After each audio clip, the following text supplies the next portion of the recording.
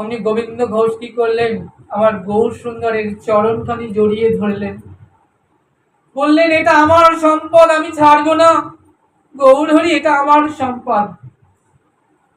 এই প্রসঙ্গে একটা কথা মনে পড়ে গেল। বাংলাদেশে আমি যখন বাংলাদেশে গিয়েছিলাম পাঠ করতে, নারায়ণগঞ্জে রামকানাইজি টেম্পলে, সেখানে 1 মাস পাঠ ছিল আমার। তো সেখানে এই প্রসঙ্গে একটা কথা মনে পড়লো। সেখানে বাংলাদেশে নদীর তীরে এক ভক্ত থাকতো, তার নাম হরিচরণ।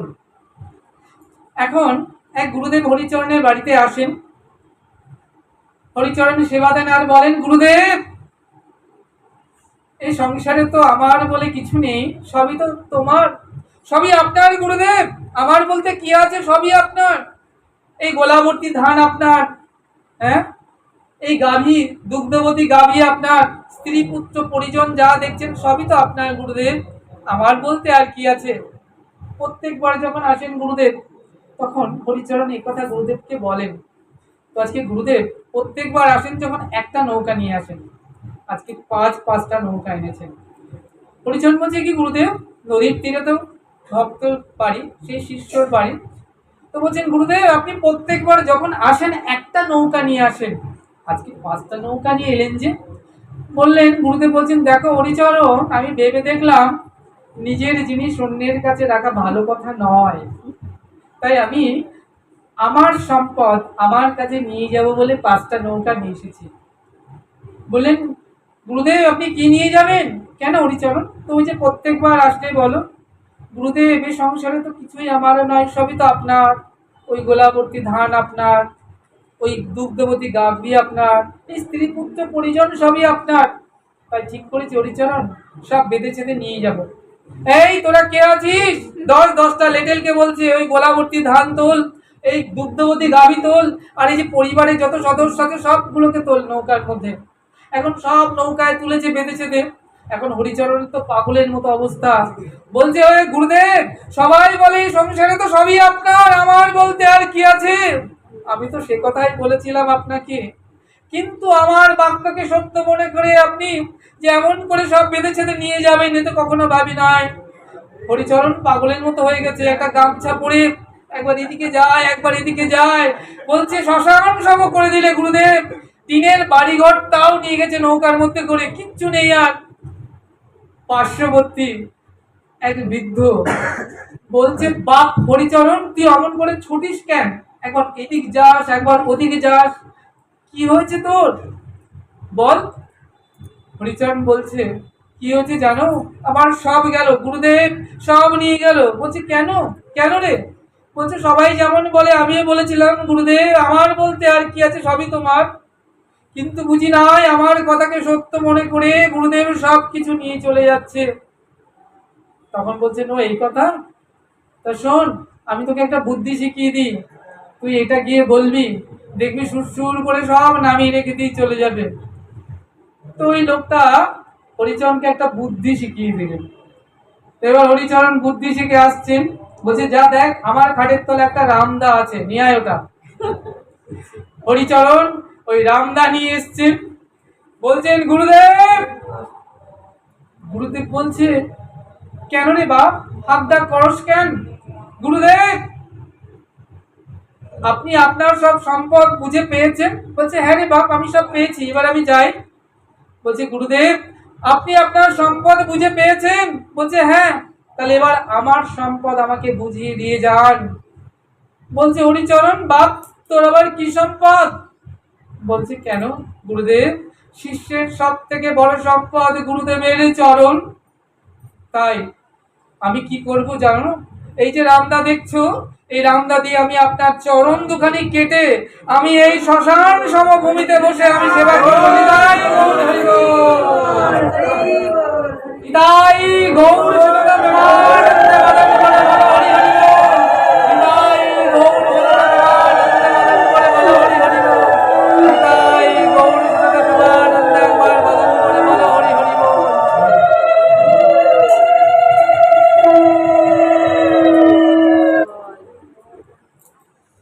আমি শ্মশান সম ভিটায় বসে এই গুরুদেব আপনার চরণ দুখানি ভজনা করবো।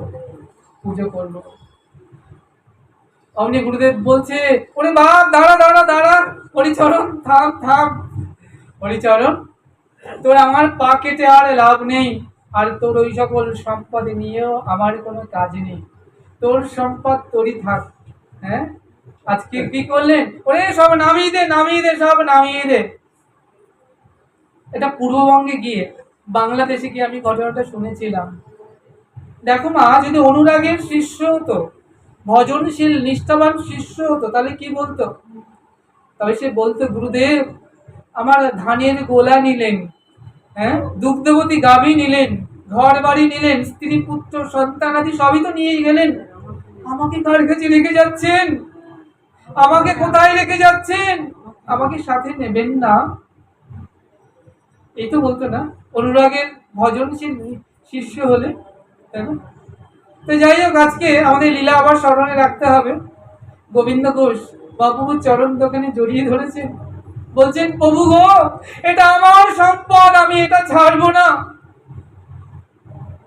মহাপ্রভু বলছেন, ওরে গোবিন্দ রে, আজ ছেড়ে দে আমায়, আমি কথা দিচ্ছি আমি আবার আসবো, আমি আবার তোর কাছে বাধা থাকবো।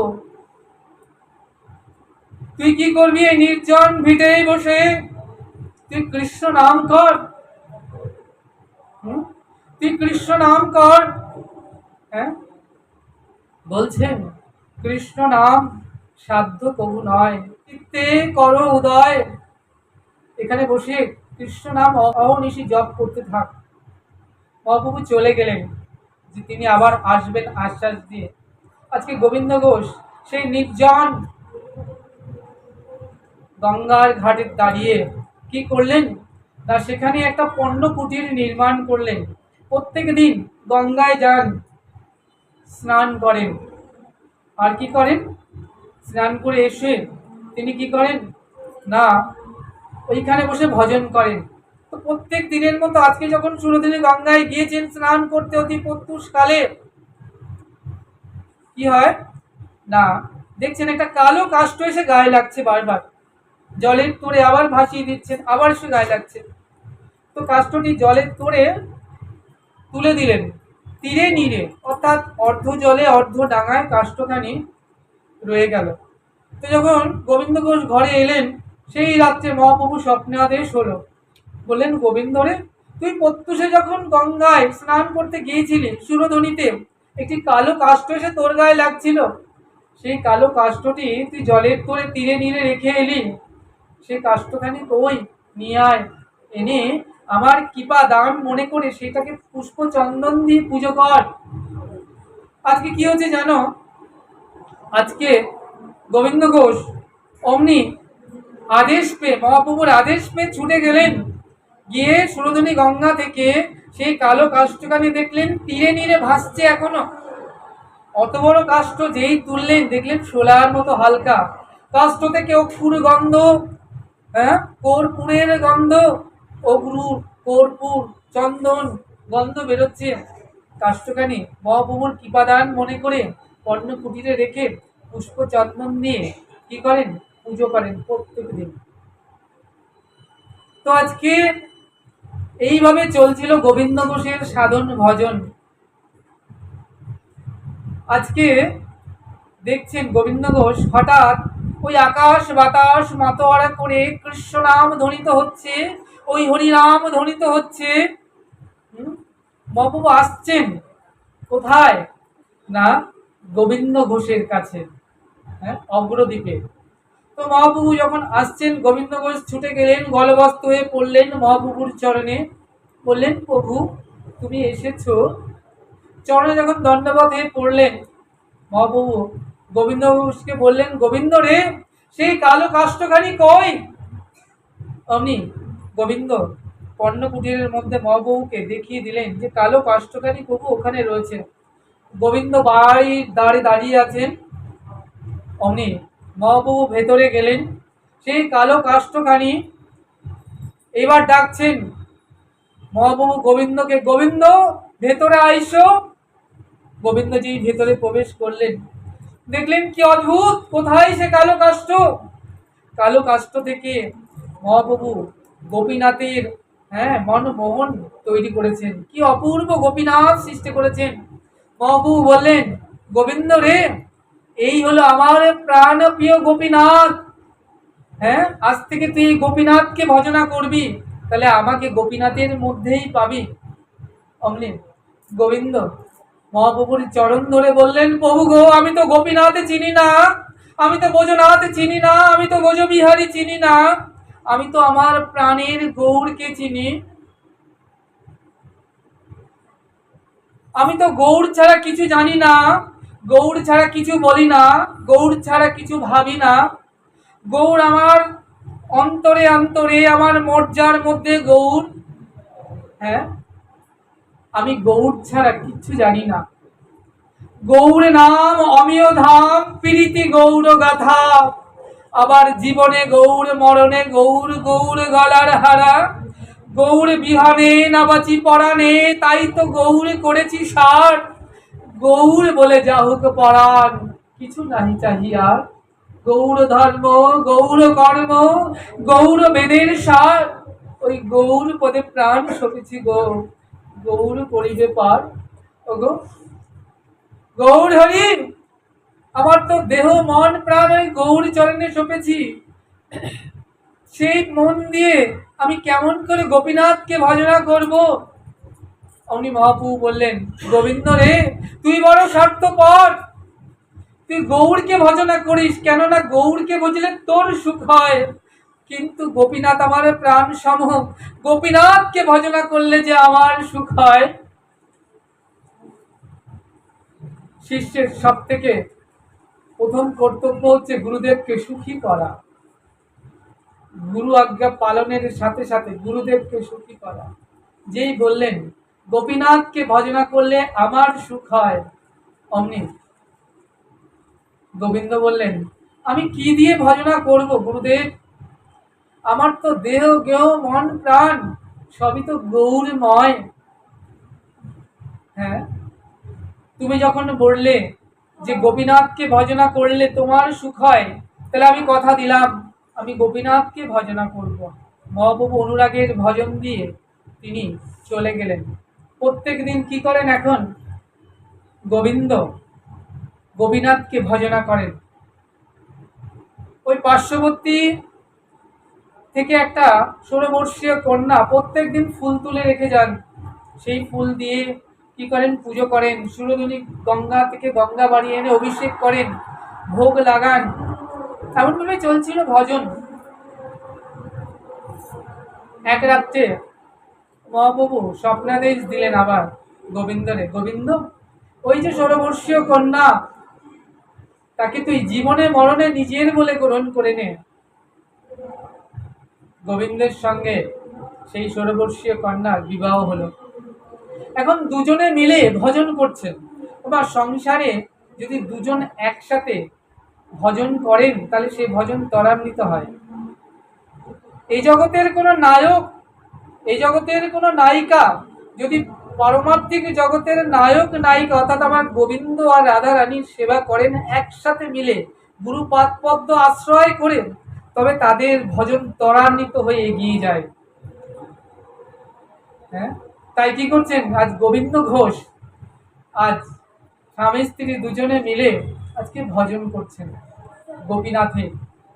দেখতে দেখতে ওই রমণী গর্ভবতী হলেন। তাদের গর্ভে আলো করে একটি পুত্র সন্তান হলো। নাম রাখলেন গোপীনাথ।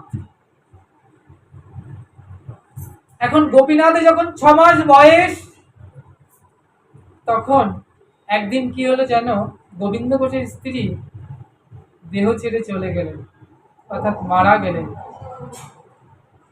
গোবিন্দ ঘোষের সে কি কান্না! এখন ওই ছোট্ট 6 মাসের শিশুকে বাঁচিয়ে রাখতে গেলে দুগ্ধ কোথায় পাবেন? পার্শ্ববর্তী গ্রাম থেকে একটু দুগ্ধ ভিক্ষা করে নিয়ে আসেন, এনে ওই বাচ্চাকে সেবা দেন, গোপীনাথকে সেবা দেন। এমন ভাবে গোপীনাথকে লালন পালন করে বড় করে তুলছেন। দেখতে দেখতে গোপীনাথের বয়স 5ম বর্ষীয় হয়েছে। এখন কিন্তু গোপীনাথ নিজেই স্নান করতে পারেন, তাকে আর স্নান করাতে হয় না। এখন গোপীনাথ নিজে পুষ্প চয়ন করতে পারেন, গোপীনাথ সেবার আনুকূল্য করতে পারেন, গোপীনাথ সবকিছু করতে পারেন। এখন গোবিন্দ ঘোষের অন্তর গোপীনাথের মধ্যে প্রবিষ্ট হয়েছে, ভালোবাসা আরো গাঢ় হয়েছে।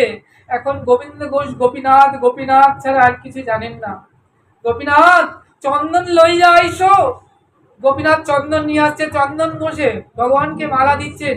গোপীনাথ সেবা লাগাও, গোপীনাথ ভোগ দাও, গোপীনাথ সেবা আনুকূল্য করো, এমন করে করছিল সেবা। বলছেন পিতা পুত্র যদি একসাথে সেবা করেন তাহলে কিন্তু সেখানেই আনন্দ।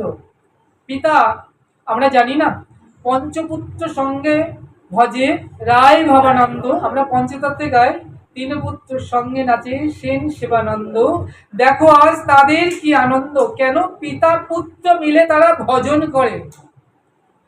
আজকে গোবিন্দ ঘোষ পুত্রের গলা জড়িয়ে ধরে কি করছেন, তারা গৌর গৌর বলে নৃত্য করছেন, ধুলায় গড়াগড়ি যাচ্ছেন, কৃষ্ণ কৃষ্ণ বলে ধুলায় গড়াগড়ি যাচ্ছেন, গোবিন্দ গোপীনাথ গোপীনাথ বলে আনন্দে আত্মহারা হচ্ছে। পিতা দেহ ছেড়ে চলে যান কখন না, তিনি জানেন মনে মনে যে আমার যে সন্তান রেখে যাচ্ছি জগতে, সে আমার সেবায় তো বিগ্রহ। সে যদি মদন গোপাল হয়, গৌর গদাধর হয়, নিত্যানন্দ হয়, গোপাল হয়, তাহলে আমার সেবাই তো বিগ্রহ, সেবা সে করবে। আমি দেহ ছেড়ে চলে গেলেও অসুবিধা নেই, আমি একজনের প্রতিনিধি রেখে যাচ্ছি যে আমার ভজনকে কি করবেন, ধরে নিজের ভজন ত্বরান্বিত করবেন এবং ব্যাক টু গড হেড। আজকে কি হচ্ছে জানো, আজকে দুজন মিলে এমন ভজন করছেন, পিতা পুত্রের কি আনন্দ, আজকে মহানন্দে তারা ভজন করছেন। দেখতে দেখতে যখন পঞ্চম বর্ষীয় হলো, একদিন সেবা নিয়ে গোপীনাথ মানে শিশু গোপীনাথ শয়নে গিয়েছেন, আর উঠলেন না, অর্থাৎ গোপীনাথ দেহ ছেড়ে চলে গেলেন, মারা গেলেন ছোট্ট গোপীনাথ। আজকে গোবিন্দ ঘোষের আবার সে কি কান্না, বললেন দিয়েছিলেন এক প্রাণের গৌর, আমি তো গৌর ছাড়া কিছু জানতাম না, গৌরময় আমি ছিলাম, আমার হৃদয়ে গৌর, অন্তরে গৌর, বাইরে গৌর। যদি আমি ভেবেছিলাম কোনোদিন যদি কাউকে ভালোবাসতে হয় তাহলে গৌরকেই ভালোবাসবো, যদি কাঁদতেই হয় হা গৌর বলে কাঁদবো, যতদিন এই সংসারে থাকবো গৌর গৌর বলেই থাকবো। যদি সংসার থেকে চলে যেতে হয় তাহলে গৌর সোনাকে বক্ষে জড়িয়ে ধরেই চলে যাব। তাহলে সেই গৌরকে তুমি কেড়ে নিলে আমার কাছ থেকে, দিয়েছিলে একজন স্ত্রী যাকে নিয়ে ভজন করব, তাকেও তুমি নিয়ে নিলে, এখন কাকে নিয়ে আমি থাকবো এই সংসারে। তাই গোবিন্দ ঘোষ বললেন আজ থেকে আমি তোমার আর সেবা করব না, এই মন্দিরের দ্বার অবরুদ্ধ করে দিলাম, আজ থেকে আমি তোমার আর সেবা করব না, তোমার সেবার ব্যবস্থা তুমি নিজেই করে নাও। দরজা বন্ধ করে আজকে গোবিন্দ ঘোষ গোপীনাথকে সেবা না দিয়ে দাওয়ায় বসে রয়েছেন।